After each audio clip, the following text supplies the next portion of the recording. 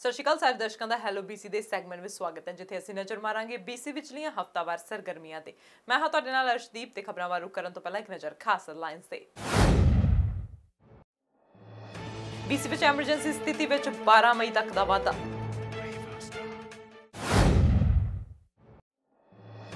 ਅਗਲੇ ਦਿਨਾਂ ਦੌਰਾਨ ਕੁਝ ਪਾਬੰਦੀਆਂ ਹਟਣ ਦੀ ਉਮੀਦ, ਡਾਕਟਰ ਟੋਨੀ ਹੈਨਰੀ ਦਾ ਬਿਆਨ। कोरोना वायरस के इलाज लिए रेमडेसिविर ने जगाई उम्मीद, BC रेमडेसिविर ट्रायल में लै रहा हिस्सा। BC में बजुर्गों की देखभाल कर रहे फैमिली केयर गिवर्स के लिए $5 लाख फंडिंग का ऐलान। वैनकूवर में बिल्डिंग को अग लगाने वाला नौजवान गिरफ्तार। ਹੁਣ ਰੁਕ ਕਰਦੇ ਹਾਂ ਮੁੱਖ ਖਬਰਾਂ ਵੱਲ। ਕੋਵਿਡ-19 ਮਹਾਮਾਰੀ ਦੇ ਜਵਾਬ ਵਿੱਚ BC ਵਿੱਚ ਐਮਰਜੈਂਸੀ ਸਥਿਤੀ ਪਿਛਲੇ ਮਹੀਨੇ ਸ਼ੁਰੂ ਕਰ ਦਿੱਤੀ ਗਈ ਸੀ, ਜਿਸ ਵਿੱਚ 12 ਮਈ ਤੱਕ ਦਾ ਵਾਧਾ ਕਰ ਦਿੱਤਾ ਗਿਆ। ਪ੍ਰੀਮੀਅਰ ਜੌਨ ਹੋਰਗਨ ਨੇ ਵਿਸਤਾਰ ਦੀ ਘੋਸ਼ਣਾ ਕਰਦਿਆਂ ਕਿਹਾ ਕਿ ਅਸੀਂ ਸਾਡੇ ਸਾਰਿਆਂ ਤੋਂ ਤਰੱਕੀ ਕਰਨ ਅਤੇ ਤਰੱਕੀ ਨਾ ਛੱਡਣ ਲਈ ਠੋਸ ਕਦਮ ਚੁੱਕ ਰਹੇ ਹਾਂ। ਸੂਬਾਈ ਐਮਰਜੈਂਸੀ ਸ਼ੁਰੂਆਤ ਅਸਲ ਵਿੱਚ 18 ਮਾਰਚ ਨੂੰ ਕੀਤੀ ਗਈ ਸੀ ਅਤੇ ਆਖਰੀ ਵਾਰ 15 ਅਪ੍ਰੈਲ ਨੂੰ ਵਧਾਈ ਗਈ ਸੀ। ਮਹਾਮਾਰੀ ਦੇ ਨਤੀਜੇ ਵਜੋਂ ਹੋਈ ਆਰਥਿਕ ਗਿਰਾਵਟ ਦੇ ਬਾਰੇ ਵਿੱਚ ਪੁੱਛੇ ਜਾਣ ਤੇ ਹੋਰਗਨ ਨੇ ਇਸ਼ਾਰਾ ਕੀਤਾ ਕਿ ਕੁਝ ਸੈਕਟਰ ਮੁੜ ਖੁੱਲਣ ਦੇ ਲਈ ਜੋੜੀਆਂ ਖਬਰਾਂ ਅਗਲੇ ਹਫ਼ਤੇ ਆਉਣਗੀਆਂ। ਅਸੀਂ ਇੱਕ ਹੌਲੀ ਵਿਧੀਵਾਦੀ ਪੜਾਅਵਾਰ ਪਹੁੰਚ ਤੇ ਧਿਆਨ ਕੇਂਦਰਿਤ ਕਰ ਰਹੇ ਹਾਂ। ਉਹਨਾਂ ਆਖਿਆ ਕਿ BC ਵਿੱਚ ਹੋਰ ਸੂਬਿਆਂ ਨਾਲੋਂ ਵਧੇਰੇ ਉਦਯੋਗਾਂ ਨੂੰ ਖੁੱਲ੍ਹਾ ਰਹਿਣ ਦਿੱਤਾ ਗਿਆ। Good afternoon, everyone. It's good to see you. Cabinet just completed its weekly meeting, and we reviewed a range of issues as we do each week, but we were focusing mostly this week on ensuring that the progress that we've made in British Columbia, based on the hard work of British Columbians to flatten the curve, can continue. Dr. Henry made a presentation with public health officials and Minister Dix about the state of play with respect to our acute care system, with respect to the number of hospitalizations, and where we're going when it comes to taking on the challenge of COVID-19. We also took a look at a whole range of other issues, which we have been doing since the beginning. We've adopted a cross-government approach to addressing COVID-19, leading every day with a focus on people having a good understanding of the health situation. Dr. Henry and Minister Dix have done an exemplary job of that, and they'll continue to do so. But cross-government, we have a bigger responsibility to provide confidence to British Columbians that the economy will be coming back to something resembling normal in the very near term. Many other provinces have announced plans, and we will be certainly doing that as well next week, and I'll do some foreshadowing of that today. But the first order of business in Cabinet today was re-establishing the state of emergency for another 2 weeks. I know that everyone's looking forward to resuming normal activities, spending more time with loved ones who have been separated over the past number of weeks, and we want to see that as well. But it's going to take resolute action by all of us to ensure that we continue to make progress rather than give up the progress that has been so hard fought for over the past month and a half. So what will the new normal look like? It'll be guided, of course, by the science and the work of public health officials. And it will be a phased-in approach, as other provinces are doing. But it'll be different in British Columbia because, unlike other provinces, we resisted the call for a full lockdown of our economy and instead adopted a different approach. The approach in British Columbia was to focus on how could we keep sectors operating safely rather than shutting them down until such time as we could open them up again.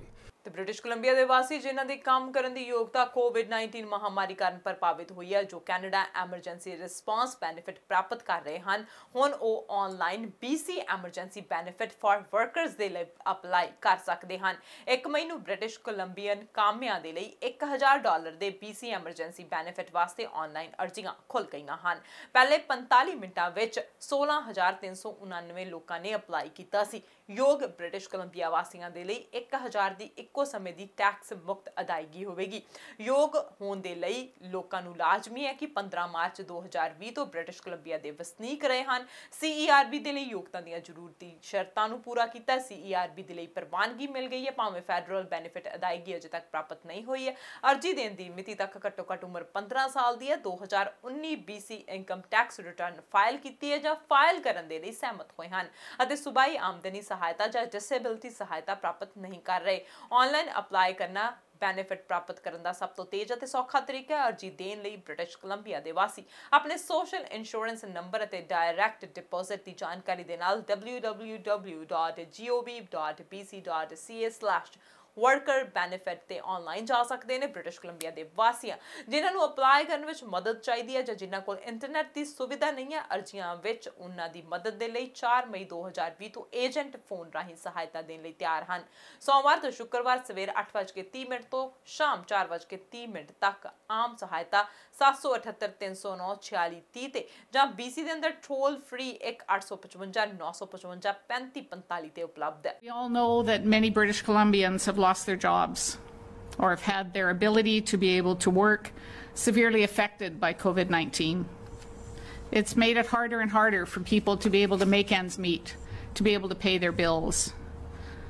Businesses large and small are also struggling to stay afloat, wondering what the future is going to bring for their business or their industry. That's why our government introduced the BC COVID-19 Action Plan with a range of measures to provide support to individuals, workers, businesses, and critical services across our province. And today, one of those measures kicks off. For people who've been let go of their jobs or who are trying to get by working on reduced hours, we know the pandemic is weighing heavily on you and your family. Starting today, people can go online to apply for the BC Emergency Benefit for Workers. This is a one-time tax-free $1,000 payment that will provide significant help to people whose jobs and incomes have been impacted by COVID-19. To qualify for the benefit, you must be approved to receive the Canada Emergency Response Benefit. If you've applied for EI, employment insurance, because of COVID-19 after March 15th, the federal government is going to automatically assess your application through the Canada Emergency Response Benefit, or CERB as you've heard it called. For the emergency benefit, the BC Emergency Benefit, you can apply right now. The process is simple and very straightforward, and people can apply online at www.gov.bc.ca/worker benefit. For anyone who doesn't have internet access or who needs help with their application, they can start calling on Monday and we'll provide that support to them. Just so you know the interest in this benefit, as of 9 o'clock this morning, we had approximately 16,389 applications already received in the first 45 minutes. Now, this is just one measure available to British Columbians. Other supports we're providing include the rent subsidy through BC Housing for up to $500 a month for renters, and that's paid directly to landlords. There's an automatic boost of $300 a month for the next 3 months for people on income assistance or disabilities who are ineligible for the CERB.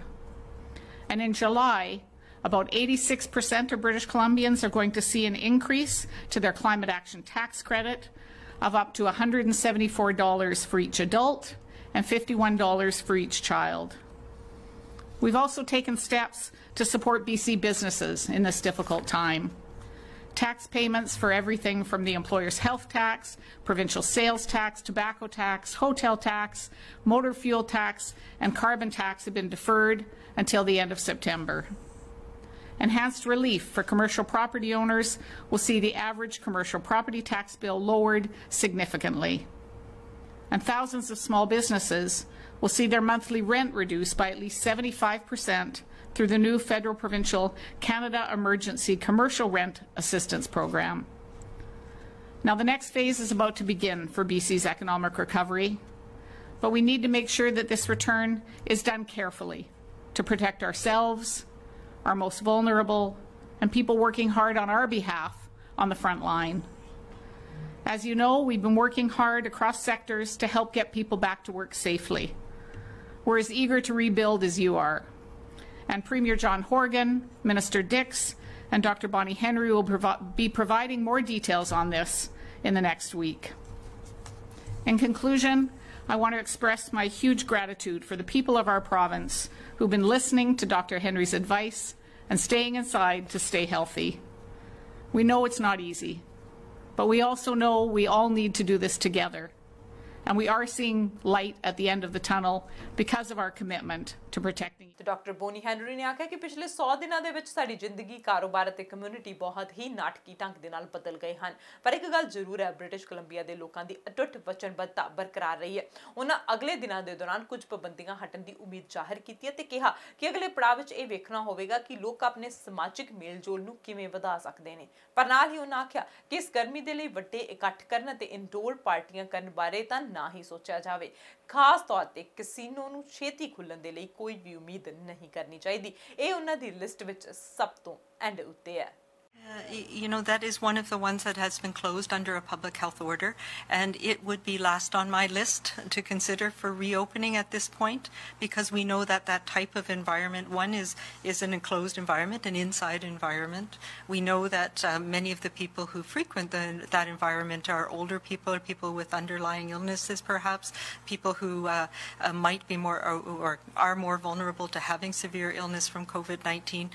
So, you know, I would have to be convinced that there's a valid reason and a safe way to do it, and I think that's something that is for further down the line. It's certainly not in the first phase of what I'm considering or what we're considering in terms of how do we get things moving again in our economy and in our social structure. ਤੇ corona virus ਦੇ ਇਲਾਜ ਵਿੱਚ ਰੇਮਡੈਸੀਵੀਰ ਨੇ ਇੱਕ ਉਮੀਦ ਜਗਾਈ ਹੈ। BC ਵੀ ਰੇਮਡੈਸੀਵੀਰ trial ਵਿੱਚ ਹਿੱਸਾ ਲੈ ਰਿਹਾ ਹੈ। BC ਦੇ ਸੂਬਾਈ ਸਿਹਤ ਅਧਿਕਾਰੀ ਦਾ ਕਹਿਣਾ ਹੈ ਕਿ ਉਹ COVID-19 ਤੇ ਪ੍ਰਯੋਗ ਐਂਟੀਵਾਇਰਲ ਡਰੱਗ ਰੇਮਡੈਸੀਵੀਰ ਦੇ ਪ੍ਰਭਾਵਾਂ ਦੇ ਨਵੇਂ ਅਧਿਐਨ ਦੇ ਬਾਰੇ ਆਸ਼ਾਵਾਦੀ ਹਨ।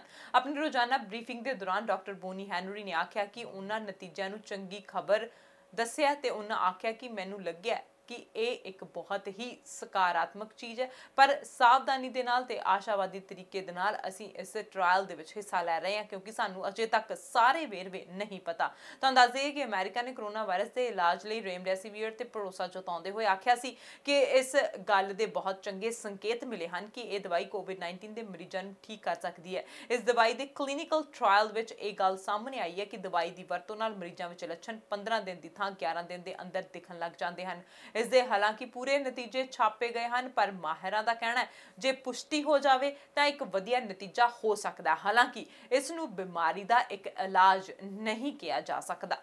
Yeah, so remdesivir is one that we've been looking at. We early reports out of China actually some weeks ago suggested that it might be helpful. As we've talked about months ago, it seems like now, you know, when a new virus arises, we look at all of the antiviral medications that are out there to see if any of them might have some effect. There's been other medications, as you know, that have been trialed as well. But remdesivir is one that has, it's produced by Gilead, that has had some positive case reports out of China. And then more recently, I know Dr. Fauci in the States was talking about it yesterday, that there was a randomized controlled trial. So they had a placebo and remdesivir. And he reported that the results were very positive, and we know that the trial was stopped early because one group was doing better than the other group, and when it was unblinded, it turned out that it was the group that was receiving the medication that was doing better than the placebo group. So that is promising. But we have not yet seen the data from that trial. So this is all normally what we do is as people, scientists look at it and they study the data, they get a better understanding of, you know, what group is it, you know, were they comparable, who's the people that are going to benefit most from it. So this is an antiviral medication. It doesn't stop you from getting infected, but what it does do is it turns off the mechanism that allows the virus to leave your cells. So viruses inject their DNA, their nuclear material, in this case RNA, into your cell. It takes over your cell's reproduction mechanisms and it makes a whole bunch of copies of itself. And then it has to get out of the cell and into your bloodstream to infect other cells. And so this is a drug that helps prevent that from happening. And it appears that people who have severe illness, so they're hospitalized or in ICU, it might be an effective drug to help them recover quicker. So in that context, it looks promising, and that's very good news. And I think it's something we should all be excited about. We are in BC and in Canada participating in a number of trials that include remdesivir. We need to continue the randomized controlled trials to have a better understanding of exactly how it works, how much, and who it's going to work best for, and we will be participating, continue to participate in those, and we'll be looking at how we can increase that participation. So I think it's a very positive thing, but with cautious optimism because we don't yet know all the details. The British Columbia ਵਿੱਚ seniors ਦੀ ਵਕੀਲ ਐਜ਼ਾਬੈਲ Mackenzie ਵੱਲੋਂ Victoria ਦੇ ਵਿੱਚ press conference ਕੀਤੀ ਗਈ ਜਿਨ੍ਹਾਂ ਦੱਸਿਆ ਕਿ ਬਜ਼ੁਰਗਾਂ ਦੀ ਦੇਖਭਾਲ ਕਰ ਰਹੇ ਨਾਨ ਪ੍ਰੋਫਿਟ ਪਰਿਵਾਰਾਂ ਦੇ ਲਈ $5 ਲੱਖ ਦਾ ਐਲਾਨ ਕੀਤਾ ਗਿਆ। ਇਸ ਮੌਕੇ ਮਹਾਮਾਰੀ ਦੇ ਦੌਰਾਨ ਗਵਰਨਮੈਂਟ ਸਹਾਇਤਾ ਨੂੰ ਦੁੱਗਣਾ ਕਰਨ ਬਾਰੇ ਵੀ ਬਿਆਨ ਉਹਨਾਂ ਵੱਲੋਂ ਦਿੱਤਾ ਗਿਆ।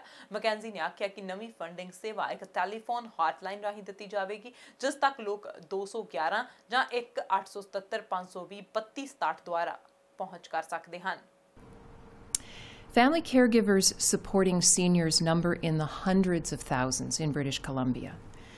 And we know there are over 30,000 who provide significant care, such as bathing their loved one, helping them to the toilet, helping them to eat, and being constantly at their side. I hear from family caregivers often about how unbelievably rewarding they find the experience of being able to provide this level of intense care to their loved one, but also how unbelievably exhausting it can be. While family caregivers continue to support their senior loved ones through this pandemic, we must also find a way to continue to support our family caregivers because they are the backbone of seniors' care in this province and in this country. And that's why we are here today. The Safe Seniors Strong Communities Committee, which is an all-party committee convened by Health Minister Adrian Dix, has highlighted the need to ensure family caregivers are supported as it becomes clear that the new normal, when we get to it, will continue to impact family caregivers. The Ministry of Health and the family caregivers of BC have developed a plan to better support the family caregivers and their loved ones during this pandemic. And today we are announcing an additional $500,000 in funding for the family caregivers of BC. This funding will allow the family caregivers of BC to increase the capacity on their helpline and to expand their virtual toolkit to ensure family caregivers across BC can reach out and connect with each other and know that they are not alone. Family caregivers can call 211 and be connected to the Family Caregivers Helpline, or they can call directly to 1-877-520-3267.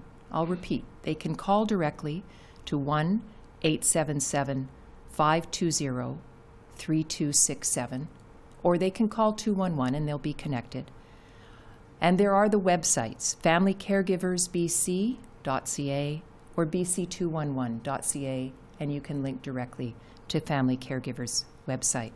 ਤੇ Vancouver police ਨੇ ਇੱਕ apartment building ਦੀ ਤੀਜੀ ਮੰਜ਼ਿਲ ਤੇ ਅੱਗ ਲਗਾਉਣ ਵਾਲੇ 26 ਸਾਲਾ ਨੌਜਵਾਨ ਨੂੰ ਗ੍ਰਿਫਤਾਰ ਕਰ ਲਿਆ ਹੈ। ਸ਼ੱਕੀ ਨੌਜਵਾਨ ਨੇ ਅਪਾਰਟਮੈਂਟ ਸੂਟ ਦੇ ਵਿੱਚ ਬੈਰੀਕੇਡ ਲਗਾ ਕੇ ਅੱਗ ਲਗਾ ਦਿੱਤੀ ਸੀ ਤੇ ਸੂਟ ਵਿੱਚ ਰਹਿਣ ਵਾਲੇ ਇੱਕ ਬੰਦੇ ਨੂੰ ਹਥਿਆਰ ਦੇ ਨਾਲ ਧਮਕਾਇਆ।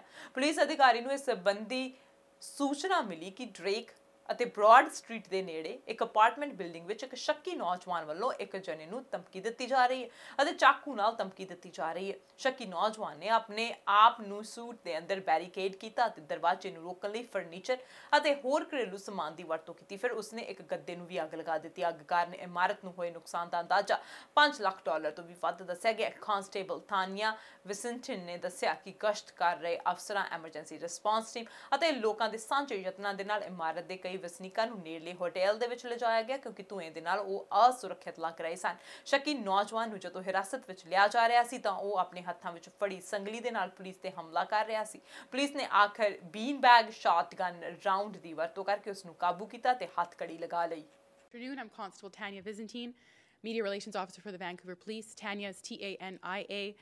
Byzantine is V-I-S-I-N-T-I-N. Last night, just after 11 p.m., Vancouver police officers responded to a call from a man inside an apartment building in the area of Drake Street and Burrard Street. The caller was being threatened by a 26-year-old Vancouver man who was swinging a chain and threatening him with a knife. The victim was so terrified, he went on his balcony and locked himself outside the suite.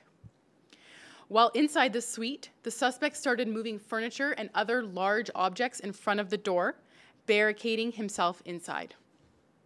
The suspect then lit a mattress on fire, causing approximately $500,000 worth of damage. Members of our emergency response section were able to safely get the victim down from the balcony. Our officers worked very quickly and diligently to evacuate the residents of the building. Some of our officers even carried elderly and disabled residents down the stairs to expedite the evacuation. Our patrol officers, members of the emergency response section, and negotiators did an outstanding job working under such pressure and crisis.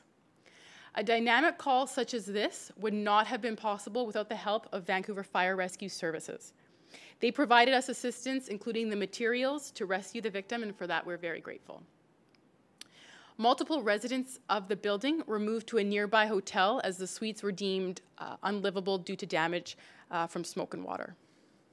As officers were taking the suspect into custody, he became extremely aggressive and violent. Officers used a beanbag shotgun to gain control of him and to get him into custody before he hurt himself or anybody else. Over a dozen officers were taken to hospital for minor injuries. All have recovered and will be back to work. The suspect was also taken to hospital for minor injuries before he was brought to jail. Vancouver Police will be recommending multiple charges to Crown Counsel that include but are not limited to arson, forcible confinement, mischief, and assault. While at the jail, the suspect assaulted 3 jail guards. Charges of assault peace officer have also been recommended to Crown. This investigation is active and ongoing at this time. Anyone with information is asked to call VPD investigators at 604-717-2541, or they can call Crime Stoppers anonymously at 1-800-222-8476. Hello BC ਦੇ segment ਵਿੱਚ ਰੁਕਦੇ ਹਾਂ commercial break ਦੇ ਲਈ ਤੁਸੀਂ ਬਣ ਰਹੋ ਸਾਡੇ ਨਾਲ।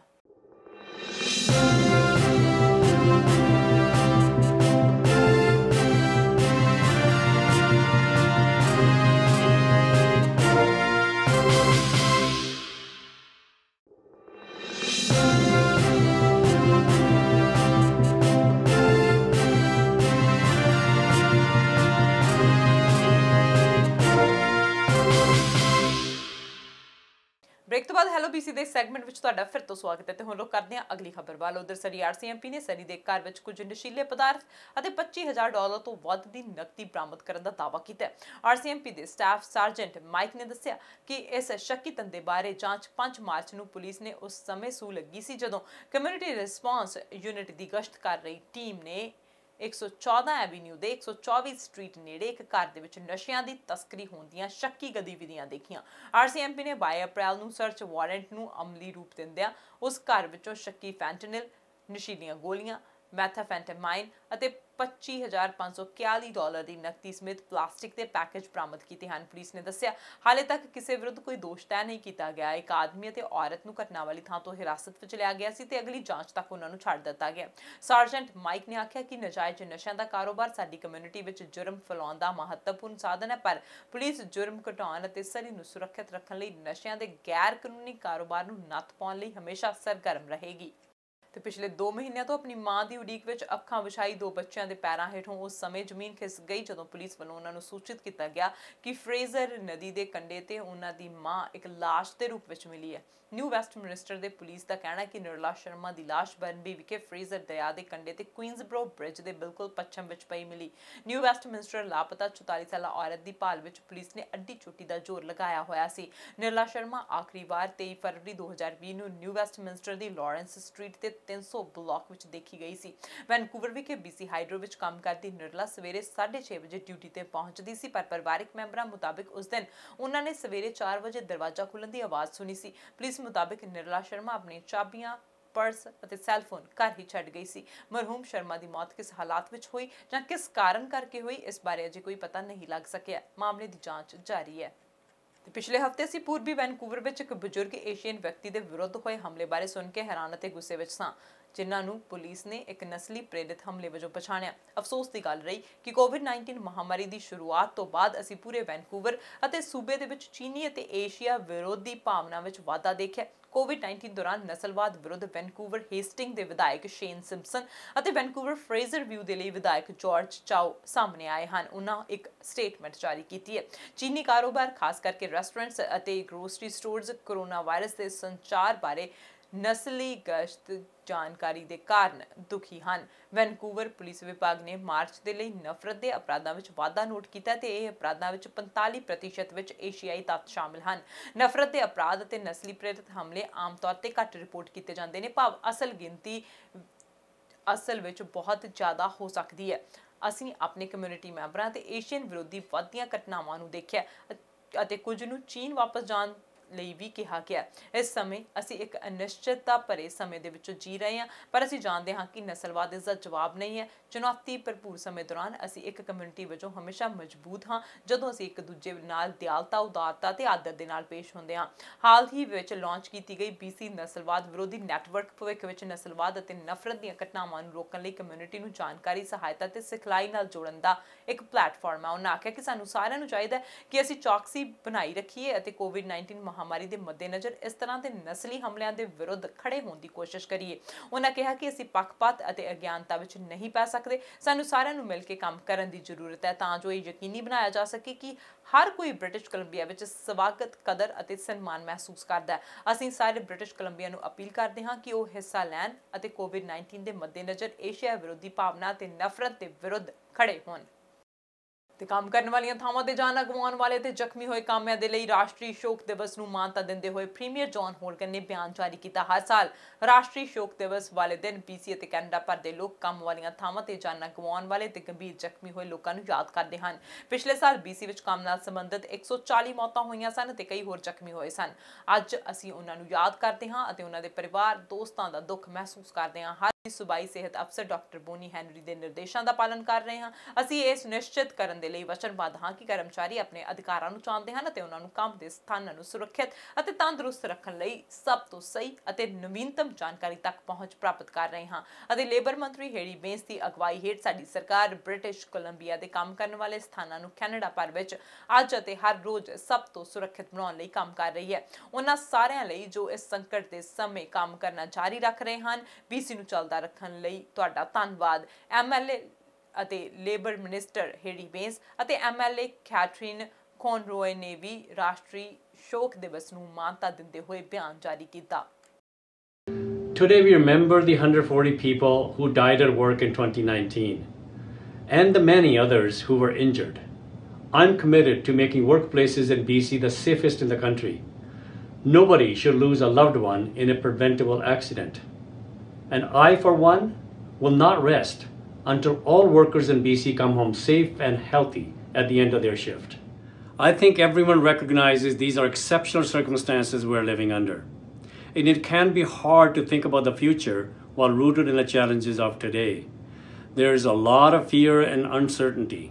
A lot of people feeling vulnerable to the health risks and economic threats caused by COVID-19. And in the context of day of mourning, I would be remiss if not to recognize the dozens who have recently lost their lives to the virus and those in the province who are grieving profoundly. And I see my job as trying to strengthen the safety net so there's no instances to grieve, particularly at work. Because workers deserve to return home from the job in the same condition they went to work with. Injuries shouldn't come at the cost of a paycheck. And no paycheck is worth the cost of a life. It's important to remember those who have lost their lives or been injured on the job.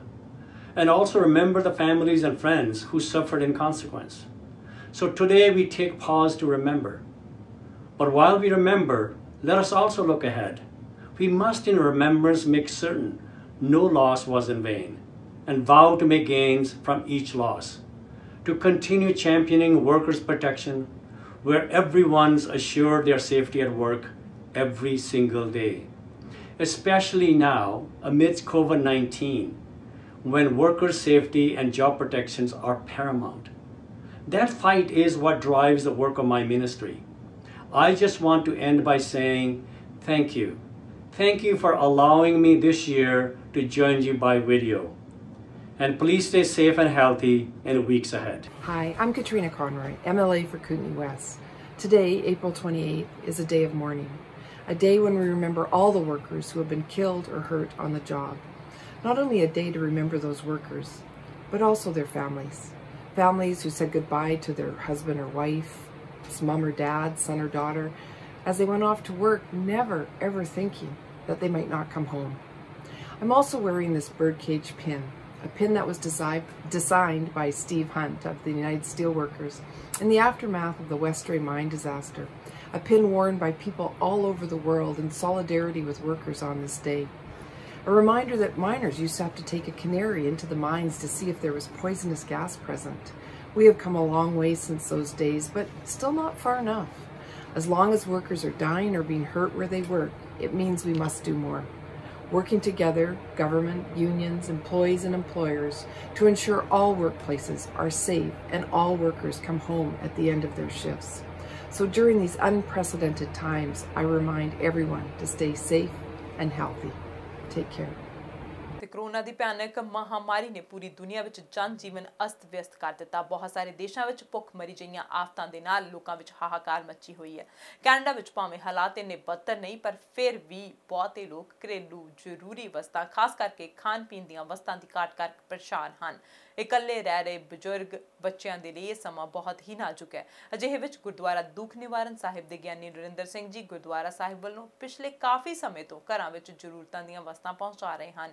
Serve the community stay home and save life ਦੇ ਸਿਰਲੇਖ ਹੇਠ ਸਰੀ ਜਾਮਿਆ ਮਸਜਿਦ ਵਿੱਚ ਜ਼ਰੂਰਤਮੰਦ ਲੋਕਾਂ ਦੇ ਲਈ grocery 1 ਮਈ ਨੂੰ MP ਸੁਖ ਧਾਲੀਵਾਲ ਗੁਰਦੁਆਰਾ ਦੁੱਖ ਨਿਵਾਰਨ ਸਾਹਿਬ ਗਿਆਨੀ ਨਰਿੰਦਰ ਸਿੰਘ ਜੀ ਮਿਲਸਟ੍ਰੀਮ ਹੀਰੋ ਆਟਾ FYI ਮੀਡੀਆ ਤੇ ਸਾਂਝਾ TV ਦੇ ਯਤਨਾਂ ਦੇ ਨਾਲ ਪਹੁੰਚਾਈ ਗਈ, ਜੋ ਕਿ ਪੂਰੇ ਫਿਜ਼ੀਕਲ ਡਿਸਟੈਂਸਿੰਗ ਦੀਆਂ ਗਾਈਡਲਾਈਨਸ ਵੱਲੋਂ ਫੋਲੋ ਕਰਦੇ ਹੋਏ ਪੂਰੀ ਸਾਵਧਾਨੀ ਦੇ ਨਾਲ ਜ਼ਰੂਰਤਮੰਦਾਂ ਤੱਕ ਪਹੁੰਚਾਈ ਗਈ। ਦੇਖੋ ਇਹ ਰਿਪੋਰਟ। रमज़ान का महीना पहले तो रमज़ान मुबारक। सारे जिन्ने भी मुसलमान भरा हैगे ने उन्हां सारिਆਂ ਨੂੰ रमज़ान का जिहड़ा महीना चल रहा है मुबारक होवे। और साडी ते इन्नी सांझ पिछों देश तो लैके ਚੱਲੀ ਆਉਂਦੀ ਆ।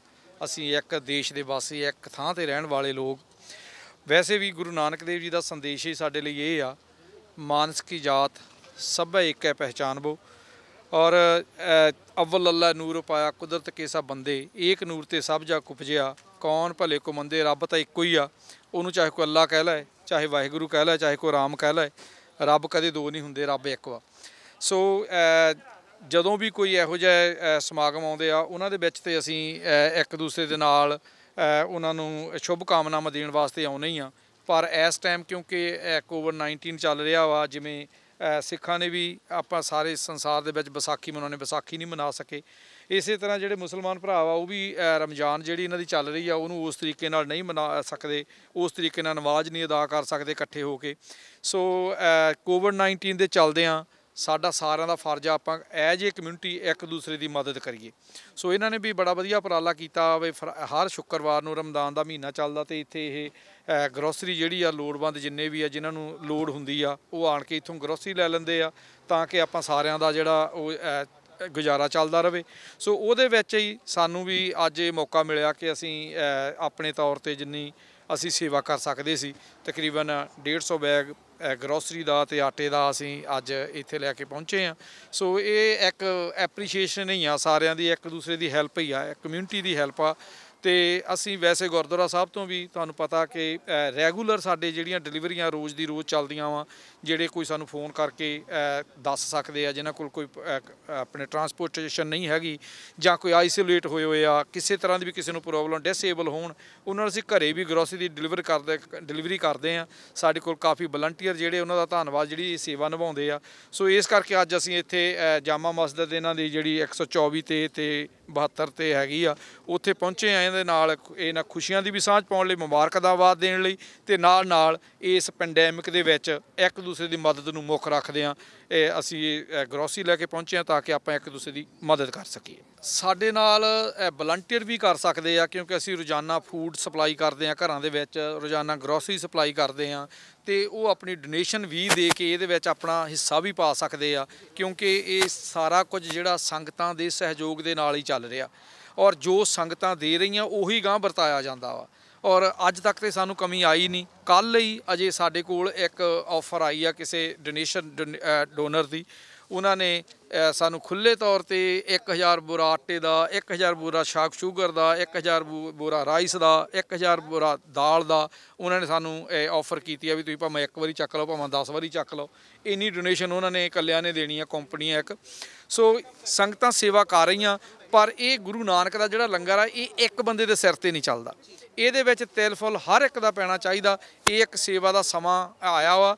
ਮੈਨੂੰ ਲੱਗਦਾ ਵੀ ਜਿੰਨਾ ਕੁ ਸਿੱਖ ਕੌਮ ਇਹ ਸਮੇਂ ਦੇ ਵਿੱਚ ਨਿੱਤਰ ਕੇ ਸਾਹਮਣੇ ਆਈ ਆ ਤੇ ਉਗੜੀ ਆ, ਇੰਨਾ ਸ਼ਾਇਦ ਹੋਰ ਕਿਸੇ ਸਮੇਂ ਦੇ ਵਿੱਚ ਨਾ ਉਗੜੀ ਹੋਵੇ। ਇਹ ਇੱਕ ਸਾਨੂੰ ਕਹਿ ਲਓ ਪ੍ਰਮਾਤਮਾ ਨੇ ਸਮਾਂ ਹੀ ਦਿੱਤਾ ਵਾ ਬਈ ਆਹ ਜੇ ਔਖਾ ਸਮਾਂ ਆਇਆ ਤੇ ਆਪਾਂ ਕਿਵੇਂ ਕਿਸੇ ਦੀ ਬਾਂਹ ਫੜਨੀ ਆ, ਕਿਵੇਂ ਕਿਸੇ ਦੀ ਮਦਦ ਕਰਨੀ ਆ। ਸੋ ਇਹ ਸਾਰਿਆਂ ਨੂੰ ਚਾਹੀਦਾ ਅਸੀਂ ਇੱਕ ਦੂਸਰੇ ਦੀ ਮਦਦ ਕਰੀਏ, ਬਿਨਾਂ ਕਿਸੇ ਜਾਤ ਤੋਂ, ਬਿਨਾਂ ਪਾਤ ਤੋਂ, ਧਰਮ ਤੋਂ, ਦੇਸ਼ ਤੋਂ ਉੱਚੇ ਉੱਠ ਕੇ। ਜਿਹਨੂੰ ਵੀ ਈਵਨ ਹੁਣ ਸਾਨੂੰ ਜਿਹੜੀਆਂ ਗਰੋਸਰੀ ਦੀ ਕਾਲਸ ਆਉਂਦੀਆਂ ਵਾ, ਤਕਰੀਬਨ 20% ਕਾਲਸ ਜਿਹੜੀਆਂ ਗੋਰਿਆਂ ਦੀਆਂ, ਨੌਨ ਸਿੱਖ ਜਿਹੜੇ ਆ ਉਹਨਾਂ ਦੀਆਂ ਆ ਰਹੀਆਂ, ਤੇ ਅਸੀਂ ਉਹਨਾਂ ਦੇ ਘਰ ਡਿਲੀਵਰ ਕਰਕੇ ਆਉਂਦੇ ਹਾਂ। ਰੋਜ਼ਾਨਾ ਅਸੀਂ ਫੂਡ ਜਿਹੜਾ ਟਰੱਕਾਂ ਵਾਲਿਆਂ ਨੂੰ ਡਿਲੀਵਰ ਕਰਦੇ ਹਾਂ, ਉੱਥੇ ਤਕਰੀਬਨ 50% ਜਿਹੜੇ ਨੌਨ ਸਿੱਖ ਹੁੰਦੇ ਆ ਟਰੱਕ ਵਾਲੇ, ਤੇ ਉਹਨਾਂ ਦੇ ਉੱਥੇ ਜਾ ਕੇ ਅਸੀਂ ਡਿਲੀਵਰ ਕਰਦੇ ਹਾਂ। ਸਾਨੂੰ ਸਾਰਿਆਂ ਨੂੰ ਇਹ ਚਾਹੀਦਾ ਵੀ ਅਸੀਂ ਇਸ ਜਾਤ ਪਾਤ ਤੋਂ, ਧਰਮ ਤੋਂ ਉੱਚੇ ਉੱਠ ਕੇ ਆਪਾਂ ਇਹ ਜਿਹੜੀ ਸੇਵਾ ਨਿਭਾਈਏ। ਦੇਖੋ ਜੀ, ਪ੍ਰੀਕਾਸ਼ਨ ਪੂਰਾ ਰੱਖੋ, ਆਪਣੀ ਦੂਰੀ ਬਣਾ ਕੇ ਰੱਖੋ। ਘਰਾਂ ਦੇ ਵਿੱਚ ਜੇ ਨਹੀਂ ਬਾਹਰ ਜਾਏ ਬਿਨਾਂ ਸਰਦਾ ਵਾ ਤੇ ਘਰਾਂ 'ਚ ਰਹੋ। ਜੇ ਜਾਣਾ ਵੀ ਆ ਹੁਣ, ਕਿਉਂਕਿ ਲੰਬਾ ਟਾਈਮ ਹੋਈ ਜਾਂਦਾ, ਕੰਮ ਵੀ ਕਰਨੇ ਆ, ਤੇ ਆਪਣੇ ਆਪ ਨੂੰ ਪ੍ਰੀਕਾਸ਼ਨ ਜ਼ਰੂਰ ਰੱਖੋ, ਆਪਣੇ ਆਪ ਦਾ ਬਚਾਅ ਜ਼ਰੂਰ ਰੱਖੋ, ਤਾਂ ਕਿ ਜੇ ਆਪਾਂ ਬਚੇ ਹੋਏ ਆ ਤੇ ਆਪਾਂ ਕਿਸੇ ਨੂੰ ਵੀ ਬਚਾ ਸਕਦੇ ਹਾਂ। ਤੇ ਨਾਲ ਇਹਦੇ ਵਿੱਚ ਇੱਕ ਦੂਸਰੇ ਦੀ ਬਾਂਹ ਜ਼ਰੂਰ ਫੜੋ, ਕਿਸੇ ਨੂੰ ਧੱਕੋ ਨਾ। ਜੇ ਕੋਈ ਵੀ ਕਹਿ ਲਓ ਪੋਜ਼ੀਟਿਵ ਵੀ ਕਿਸੇ ਨੂੰ ਨਿਕਲ ਆਉਂਦਾ, ਇੱਦਾਂ ਨਾ ਕਰੀਏ ਉਹ ਤੋਂ ਵੀ ਅਸੀਂ ਇਹਨੂੰ ਹੁਣ ਜਿਵੇਂ ਗਾਰੇ 'ਚ ਸਿੱਟੀ ਦਾ ਵੀ ਇਹਦੇ ਨੇੜੇ ਨਹੀਂ ਲੱਗਣਾ। ਥੋੜ੍ਹਾ ਜਿਹਾ ਸਾਨੂੰ ਠਰਮੇ ਦੇ ਨਾਲ ਇੱਕ ਦੂਸਰੇ ਦੀ ਮਦਦ ਕਰਨੀ ਚਾਹੀਦੀ, ਉਹਨਾਂ ਨੂੰ ਹੌਸਲਾ ਦੇਣਾ ਚਾਹੀਦਾ। ਸਭ ਤੋਂ ਪਹਿਲੇ ਤੇ ਮੈਂ ਤੁਹਾਡੇ ਸਭ ਲੋਕਾਂ ਦਾ ਡੈਫੀਨਿਟਲੀ ਬਹੁਤ ਸ਼ੁਕਰਗੁਜ਼ਾਰ ਹਾਂ। ਪੰਜਾਬੀ 'ਚ ਧੰਨਵਾਦ ਹਾਂ ਕਿ ਤੁਸੀਂ ਸਾਡੇ ਨਾਲ ਸਾਂਝ ਰਲਾਈ ਔਰ ਅੱਜ ਸਾਡੇ ਨਾਲ ਇੱਕ ਕਾਮਨ ਕਾਜ਼, ਇਸ ਕੋਵਿਡ-19 ਨੇ ਪੂਰੀ ਗਲੋਬ ਨੂੰ ਇੱਕ ਖਾਸ ਜਗ੍ਹਾ 'ਤੇ ਲਿਆ ਕੇ ਖੜਾ ਕਰ ਦਿੱਤਾ ਹੈ। ਜਿਵੇਂ ਅਸੀਂ ਇੱਕ ਛੋਟੇ ਜਿਹੇ ਪਿੰਡ 'ਚ ਰਹਿੰਦੇ ਹੋਈਏ ਤਾਂ ਸਾਡੀ ਖੁਸ਼ੀ ਵੀ ਇੱਕ ਹੋਵੇ ਔਰ ਸਾਡੀ ਦੁਸ਼ਮਣੀ ਵੀ ਇੱਕ ਹੋਵੇ। ਇਸ ਟਾਈਮ ਪੂਰੀ ਦੁਨੀਆ ਦੇ ਵਿੱਚ ਸਾਰਿਆਂ ਲੋਕਾਂ ਦਾ, ਸਾਰੇ ਧਰਮਾਂ ਦਾ, ਭਾਵੇਂ ਉਹ ਕੋਈ ਸਫੇਦ ਹੈ, ਭਾਵੇਂ ਉਹ ਕੋਈ ਕਾਲਾ ਹੈ, ਭਾਵੇਂ ਕੋਈ ਮੁਸਲਮਾਨ ਹੈ ਜਾਂ ਭਾਵੇਂ ਕਿਸੇ ਵੀ ਧਰਮ ਤੋਂ ਤਾਲੁਕ ਰੱਖਦਾ ਹੈ, ਸਭ ਨੂੰ ਚਿੰਤਾ ਔਰ ਦੁੱਖ ਹੈ ਹੀ ਹੈ, ਪਰੇਸ਼ਾਨੀ ਹੈ ਹੀ ਹੈ ਕਿ ਕਿਵੇਂ ਇਸ ਸਿਚੁਏਸ਼ਨ 'ਚੋਂ ਨਿਕਲਿਆ ਜਾਵੇ। ਔਰ ਇਹ ਮੁਮਕਿਨ ਉਸੇ ਤਰ੍ਹਾਂ ਹੀ ਹੋ ਸਕਦਾ ਸੀ ਜਿਹਦਾ ਅੱਜ ਅਸੀਂ ਮੁਜ਼ਾਹਰਾ ਕੀਤਾ। ਕਿਸੇ ਇੱਕ ਕਮਿਊਨਿਟੀ ਵਾਸਤੇ ਇਸ ਸਿਚੁਏਸ਼ਨ 'ਚੋਂ ਨਿਕਲਣਾ ਆਸਾਨ ਕੰਮ ਨਹੀਂ, ਇਹ ਰਲ ਕੇ ਹੱਥ ਜੋੜ ਕੇ ਹੀ ਨਿਕਲਿਆ ਜਾ ਸਕਦਾ ਸੀ। ਸਭ ਤੋਂ ਪਹਿਲੇ ਮੈਨੂੰ ਮੈਂ ਮਾफ़ी ਚਾਹਾਂਗਾ ਨਾਮ ਅਗਰ ਮੈਂ ਗਲਤ ਬੋਲਾਂ। ਮੈਂ ਗਿਆਨੀ ਨਿੰਦਰ ਸਿੰਘ ਸਾਹਿਬ ਦਾ ਬਹੁਤ ਸ਼ੁਕਰੀਆ ਅਦਾ ਕਰਨਾ ਕਿ ਇਹਨਾਂ ਦਾ ਬਹੁਤ ਵੱਡਾ ਕੰਟਰੀਬਿਊਸ਼ਨ ਹੈ। ਉਹਦੇ ਇਲਾਵਾ ਮਿਲ ਸਟ੍ਰੀਮ ਆਟਾ ਵਾਲੇ ਨੇ, ਸਾਂਝਾ TV ਵਾਲੇ ਨੇ, ਔਰ ਸਭ ਤੋਂ ਜ਼ਿਆਦਾ ਮੈਂ ਸ਼ੁਕਰੀਆ ਅਦਾ ਕਰਾਂਗਾ ਸੁਖ ਧਾਲੀਵਾਲ ਸਾਹਿਬ ਦਾ। He is honourable MP, he is a friend of us, he is always proud of us and he always stand a good cause with us. I talked to him, rather he said that I want to share something in this time of difficulty. ਉਹਨਾਂ ਨੇ ਇਸ ਮੁਸ਼ਕਲ ਦੇ ਵਿੱਚ ਸਾਡੇ ਨਾਲ ਸਾਥ ਦਿੱਤਾ ਔਰ ਤੁਹਾਨੂੰ ਸਾਰਿਆਂ ਨੂੰ ਸਾਡੇ ਨਾਲ ਖੜੇ ਕਰਨ ਵਾਸਤੇ ਉਹਨਾਂ ਦਾ ਮੇਜਰ ਕੰਟਰੀਬਿਊਸ਼ਨ ਹੈ। ਤੁਹਾਡੇ ਸਾਰਿਆਂ ਦਾ ਆਉਣ ਦਾ ਬਹੁਤ ਬਹੁਤ ਸ਼ੁਕਰੀਆ। ਔਰ ਮੇਰਾ ਖਿਆਲ ਹੈ ਇਸ ਪੈਗਾਮ ਨੂੰ ਬੜਾ ਕਲੀਅਰਲੀ ਦੇਖਿਆ ਜਾਏਗਾ। ਇਹੋ ਜਿਹੀਆਂ ਚੀਜ਼ਾਂ ਕਮਿਊਨਿਟੀ ਦੇ ਵਿੱਚ ਬੜੀਆਂ ਲੌਂਗ ਟਰਮਸ ਇਫੈਕਟਸ ਰੱਖਦੀਆਂ ਨੇ ਔਰ ਇਹ ਡਿਸੀਜਨ ਬਣਾਉਣ ਵਾਸਤੇ ਵੀ ਬਹੁਤ ਸਾਰਾ ਇਫੈਕਟ ਲੈਂਦੀਆਂ ਨੇ। Once again, I really appreciate for all of you being here. Hello everyone, this is Jag Gillen. I'm the president of Millstream Flour Mills here at Wata. I'm here on this occasion here at the masjid here in Surrey. It's an opportunity for us to all come out and support this community, support our Muslim brothers in this time of need. And we are very happy that again we have risen to the occasion as we must for all of us. Thank you very much, and again it's Jag Gillen from Millstream here at Wata.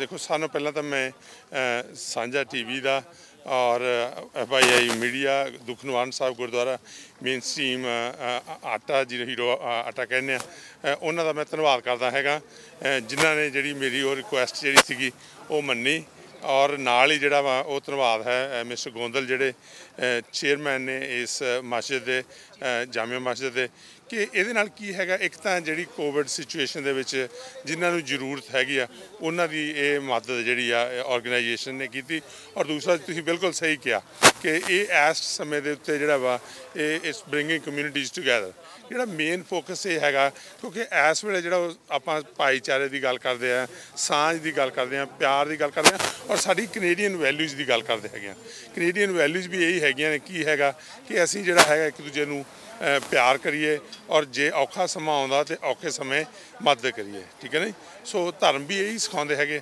ਅੱਜ ਜਿੱਥੇ communities ਦਾ ਮੇਲ ਆ ਉੱਥੇ ਵੱਖੋ ਵੱਖਰੇ ਧਰਮਾਂ ਦੇ ਸਾਡੇ ਸਿੱਖ ਧਰਮ ਤੋਂ ਗੁਰਦੁਆਰਾ ਸਾਹਿਬ ਦੇ ਔਰ ਇੱਥੋਂ ਮਸਜਿਦ ਇਕੱਠੇ ਹੋ ਕੇ ਜਿਹੜਾ ਉਦਮ ਔਰ ਮੈਂ ਦੇਖ ਰਿਹਾ ਪਰਟੀਕੂਲਰਲੀ ਲੋਟ ਆਫ ਵਿਮਨ ਦੈਟ ਵਰ ਕਮਿੰਗ ਥਰੂ ਕਿ ਵੀ ਉਹ ਜਿਹੜੀਆਂ ਇਸ ਵੇਲੇ ਸੋ ਇਹਦਾ ਮਤਲਬ ਜ਼ਰੂਰਤ ਮਹਿਸੂਸ ਕਰਦੇ ਹੈਗੇ ਇਹ ਸਾਨੂੰ ਵੀ ਐਜ਼ ਏ ਗਵਰਨਮੈਂਟ ਵੀ ਜਿਹੜਾ ਹੈਗਾ ਉਹ ਇੰਸਪਾਇਰ ਕਰਦਾ ਜਦੋਂ ਇਹ ਪ੍ਰਾਈਵੇਟ ਜਿਹੜੀਆਂ ਕਾਰਪੋਰੇਟ ਸੋਸ਼ਲ ਰਿਸਪੌਂਸਿਬਿਲਿਟੀ ਲੈਂਦੀਆਂ ਹੈਗੀਆਂ ਸੰਸਥਾਵਾਂ ਚਾਹੇ ਉਹ ਦੁੱਖ ਨਿਵਾਰਨ ਗੁਰਦੁਆਰਾ ਸਾਹਿਬ ਹੋਵੇ ਚਾਹੇ ਸਾਂਝਾ TV FIV ਮੀਡੀਆ ਚਾਹੇ ਮੇਨ ਸਟ੍ਰੀਮ ਹੀਰੋ ਆਟਾ ਜੇ ਆਪਾਂ ਇਹਨਾਂ ਕਰ ਲਈਏ ਸੋ ਇਹਦੇ ਨਾਲ ਇੰਸਪੀਰੇਸ਼ਨ ਮਿਲਦੀ ਹੈ ਕਿ ਮੈਂ ਫਿਰ ਇੱਕ ਵਾਰ ਸਾਰੀਆਂ ਆਰਗੇਨਾਈਜੇਸ਼ਨ ਦਾ ਧੰਨਵਾਦ ਕਰਦਾ ਔਰ ਮਸਜਿਦ ਦੇ ਜਿਹੜੇ ਸਾਡੇ ਚੇਅਰਮੈਨ ਨੇ ਮਿਸਟਰ ਗੋਂਦਲ ਉਹਨਾਂ ਦਾ ਵੀ ਧੰਨਵਾਦ ਕਿ ਉਹਨਾਂ ਨੇ ਜਿਹੜਾ ਹੈਗਾ ਇਹ ਸਾਂਝ ਨੂੰ ਵਧਾਉਣ ਲਈ ਜਿਹੜਾ ਹੈ ਉਹ ਅੱਗੇ ਸਾਨੂੰ ਮੌਕਾ ਦਿੱਤਾ ਦੇਖੋ ਇਹ ਹੈਗਾ ਕਿ ਇਹ ਹੁਣ ਆਰਗੇਨਾਈਜੇਸ਼ਨ ਨੇ ਜਿਹੜਾ ਵਾ ਉਹ ਸਾਥ ਦਿੱਤਾ ਮੈਨੂੰ ਮੈਂ ਉਹਨਾਂ ਤਾਈਂ ਜਿਹੜੀ ਸੀਗੀ ਪਹੁੰਚ ਕੀਤੀ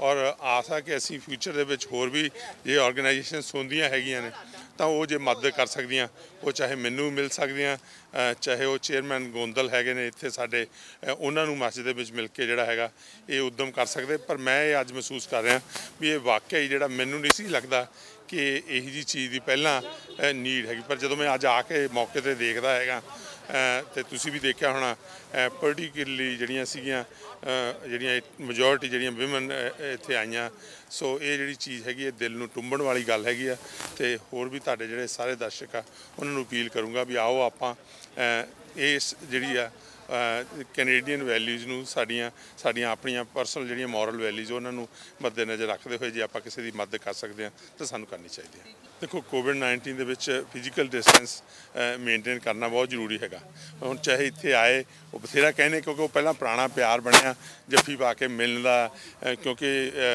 ਜਿਹੜਾ ਹੈ ਕਮਿਊਨਿਟੀ ਦੇ ਵਿੱਚ ਹੁਣ ਕਾਫੀ ਲੋਕ ਆ ਕੇ ਜੱਫੀ ਪਾ ਕੇ ਮੈਨੂੰ ਮਿਲਣ ਦੀ ਕੋਸ਼ਿਸ਼ ਕਰਦੇ ਪਰ I have to tell them ਕਿ we have to maintain a physical distance ਬਾਕੀ ਆਪਣੇ ਪੂਰੇ ਪ੍ਰੀਕਾਸ਼ਨ ਹੱਥ ਧੋਣੇ ਜਾਂ ਜਿਹੜਾ ਹੈਗਾ ਸੈਨੀਟਾਈਜ਼ਰ ਜਿਹੜੇ ਨੇ ਉਹ ਯੂਜ਼ ਕਰਨੇ ਸੋ ਇਹੋ ਜਿਹੀਆਂ ਗੱਲਾਂ ਸਾਨੂੰ ਐਵਰੀਡੇ ਕਰਨੀ ਚਾਹੀਦੀ ਕਿਉਂਕਿ ਇਹ ਸਾਡਾ ਮੈਨੂੰ ਇਹ ਲੱਗਦਾ ਕਿ ਬਲਜਿੰਦਰ ਭੈਣ ਵੀ ਪਰਮਾਨੈਂਟ ਹੀ ਬਣ ਗਿਆ ਹੁਣ ਕਿਉਂਕਿ ਅੱਗੇ ਲੱਗਦਾ ਸੀ ਵੀ ਇਹਦੇ ਨਾਲ ਕੀ ਹੈਗਾ ਕਿ ਜਿੰਨਾ ਅਸੀਂ ਬਚਾਅ ਰੱਖਿਆ ਇਹੀ ਕਾਰਨ ਆ ਕਿ ਅੱਜ BC ਦੇ ਵਿੱਚ ਜਿਹੜੀ ਹੈਗੀ ਆ ਕਰਵ ਅਸੀਂ ਸਾਰਿਆਂ ਨਾਲੋਂ ਪਹਿਲਾਂ ਜਿਹੜੀ ਸੂਬਿਆਂ ਦੇ ਵਿੱਚ ਲੀਡਰਸ਼ਿਪ ਲੈ ਕੇ ਫਲੈਟਨ ਕਿਉਂ ਕਰ ਸਕੇ ਆ ਕਿ ਲੋਕਾਂ ਨੇ ਸਾਡੀ ਬੜੀ ਮਦਦ ਕੀਤੀ ਤੇ ਇਹੀ ਮੇਰਾ ਮੈਸੇਜ ਹੈਗਾ ਇੱਕ ਇਹ ਦੂਸਰਾ ਇਹ ਹੈ ਕਿ ਆਓ ਆਪਾਂ ਰਲ ਮਿਲ ਕੇ ਧਰਮ ਤੋਂ ਪੋਲੀਟਿਕਸ ਤੋਂ ਪਰਸਨਲ ਜਿਹੜੀਆਂ ਸਾਡੀਆਂ ਡਿਫਰੈਂਸਿਸ ਤੋਂ ਰੰਜਿਸ਼ ਨੇ ਉਹਨਾਂ ਤੋਂ ਉੱਚਾ ਉੱਠ ਕੇ ਜਿਹੜਾ ਹੈਗਾ ਅੱਜ ਇੱਕ ਭਾਈਚਾਰੇ ਦੀ ਹਿਊਮੈਨਿਟੀ ਦੀ ਇਨਸਾਨੀਅਤ ਦੀ ਜਿਹੜੀ ਸੇਵਾ ਉਹ ਕਰੀਏ ਸੋ ਇਹੀ ਮੇਰਾ ਹੈਲੋ BC ਦੇ ਸੈਗਮੈਂਟ ਵਿੱਚ ਫਿਲਹਾਲ ਇੰਨਾ ਹੀ ਪਰ ਜਾਣ ਤੋਂ ਪਹਿਲਾਂ ਇੱਕ ਨਜ਼ਰ ਫਿਰ ਤੋਂ ਹੈਡਲਾਈਨਸ ਤੇ BC ਵਿੱਚ ਐਮਰਜੈਂਸੀ ਸਥਿਤੀ ਵਿੱਚ 12 ਮਈ ਤੱਕ ਦਾ ਵਾਧਾ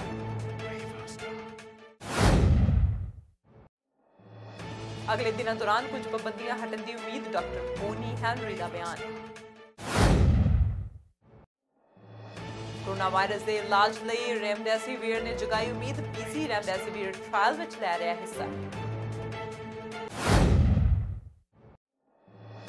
BC ਵਿੱਚ ਬਜ਼ੁਰਗਾਂ ਦੀ ਦੇਖਭਾਲ ਕਰ ਰਹੇ ਫੈਮਿਲੀ ਕੇਅਰ ਗਿਵਰਸ ਦੇ ਲਈ $5 ਲੱਖ ਫੰਡਿੰਗ ਦਾ ਐਲਾਨ ਵੈਨਕੂਵਰ ਵਿੱਚ ਬਿਲਡਿੰਗ ਨੂੰ ਅੱਗ ਲਗਾਉਣ ਵਾਲਾ ਨੌਜਵਾਨ ਗ੍ਰਿਫਤਾਰ ਦੇਸ਼ ਦੁਨੀਆ ਦੀਆਂ ਤਾਜ਼ਾ ਖਬਰਾਂ ਲਈ ਤੁਸੀਂ ਬਣੇ ਰਹੋ ਸਾਡੇ ਨਾਲ ਮੈਨੂੰ ਦਿਓ ਇਜਾਜ਼ਤ ਸਤਿ ਸ਼੍ਰੀ ਅਕਾਲ